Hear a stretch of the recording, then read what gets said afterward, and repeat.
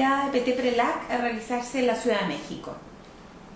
La reunión ampliada de la mesa del PRELAC tiene particular importancia en varios sentidos. El primero es, y tal vez el más interesante para los ministros en el presente, analizar la situación educativa de la región, que es el documento justamente que estamos lanzando en estos días y que va a ser presentado a los ministros como un recuento.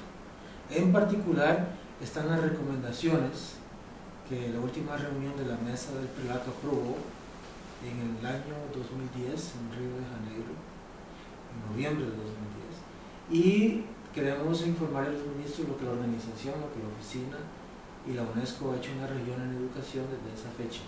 Pero la segunda parte de la reunión, que es tal vez un poco más hacia el futuro,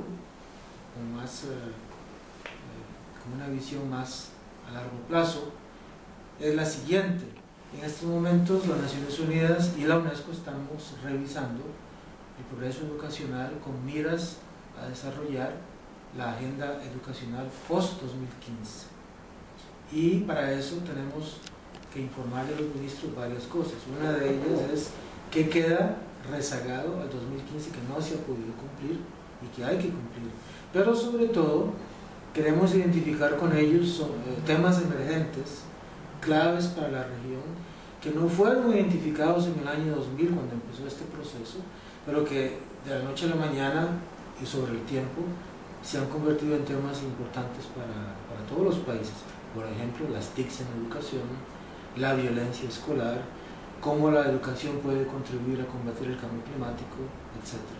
Entonces tenemos dos ámbitos, un ámbito que mira un poquito hacia atrás, es un recuento del progreso educacional de la región, pero tal vez más importante y más interesante es cómo la región vislumbra esta agenda para el 2015 y más allá. Y cuando digo más allá, estamos hablando de los próximos 15 a 20 años. Así que es importante tener una participación activa y sobre todo con visión a largo plazo. El 2015 era la fecha o es la fecha límite para el cumplimiento de las 6 metas de educación para todos. ¿Cuáles son los principales pendientes en la región?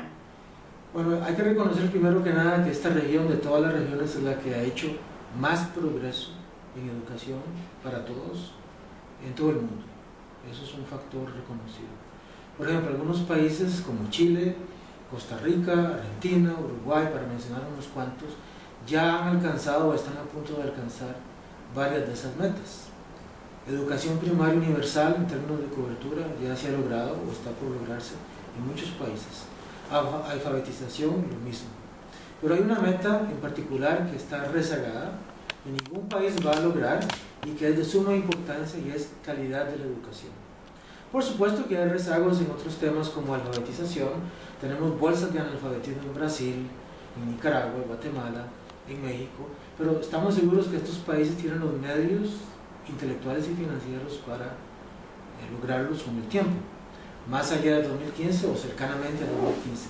Sin embargo, la meta de calidad de educación es más preocupante, porque los niveles son relativamente bajos, sobre todo cuando comparamos los niveles de educación con aquellos de países más avanzados como la OCDE o la Unión Europea. Y sobre todo, esta región que surge económicamente, en forma macroeconómica, tiene que reducir el gran tema que es la desigualdad. Y para eso la calidad de la educación tiene que mejorarse, porque la educación es un vehículo de desarrollo social, un ascensor de movilidad que permite al individuo encontrar trabajo y tener una vida digna y decente. Y para eso necesitamos mejorar la calidad de la educación. Ahora, ¿cómo? Simplemente la respuesta nuestra es a través del docente. Entonces, no se trata solo de abordar el problema de calidad de la educación, sino también proveer soluciones a los países y a los ministros sobre cómo resolver el problema. Y para eso la UNESCO trabaja fuertemente. No solo está la parte de la meta en relación a la calidad de la educación, hay otras metas muy interesantes que tenemos también que abordar. En esta región, como lo he dicho, ya se ha resuelto en muchos países el gran problema de analfabetismo, que eso es muy digno de reconocer. Pero tenemos un fenómeno creciente de lo que llamamos analfabetismo funcional. Son personas que, a pesar de que leen o escriben, no necesariamente toman decisiones informadas, ejercen sus derechos como corresponde, y les falta todavía integrar el mundo del trabajo en forma digna, en forma decente. Tenemos que mejorar muchísimo los niveles de alfabetización funcional, que son personas que toman decisiones y que les permitan salir adelante, también con miras a mitigar la desigualdad. Luego hay un tema muy importante que no es necesariamente una meta fija en el año 2000, pero que surge en forma muy creciente en la región, es educación secundaria. 1 de cada 2 estudiantes que ingresa al sector de educación media no lo completa. Y cuando se sabe que se completa el ciclo, los rudimentos que han aprendido no son suficientes para encontrar una apertura laboral o seguir en la educación técnico-profesional o universitaria para poder surgir de la pobreza o mitigar la desigualdad. Entonces hay que hacer un esfuerzo inmenso en cómo mejorar educación secundaria, que incluye currículos, docentes, cultura en las escuelas, planificación de la educación y responsabilidad social por la educación. Esos son los 5 grandes temas que nos van a ocupar. La oficina de UNESCO Santiago ya está trabajando en el post-2015. ¿Cómo se construyen estas agendas en un mundo siempre cambiante y en condiciones de desigualdad cada vez más crecientes? Se construye con otros, hay que empezar por eso. En un tiempo no muy lejano, la UNESCO y otras agencias teníamos tendencia a liderar en forma casi, no aislada, pero un poco individualizada.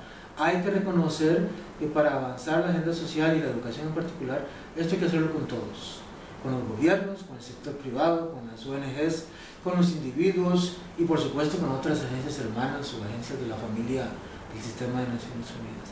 De lo primero que hay que pensar es en partnerships, en coaliciones, en alianzas, y luego tiene que ser un proceso inclusivo en el sentido de que, por ejemplo, hay situaciones en países en que la educación no solo está en manos de los ministerios de educación, están también los ministerios de desarrollo social con este fenómeno de transferencias condicionadas o subsidios, para ser más claro, que hacen que la educación también está siendo influenciada por otros ministerios, y eso nos hace pensar que hay que diversificar nuestra apertura de sociedades, de alianzas, de coaliciones.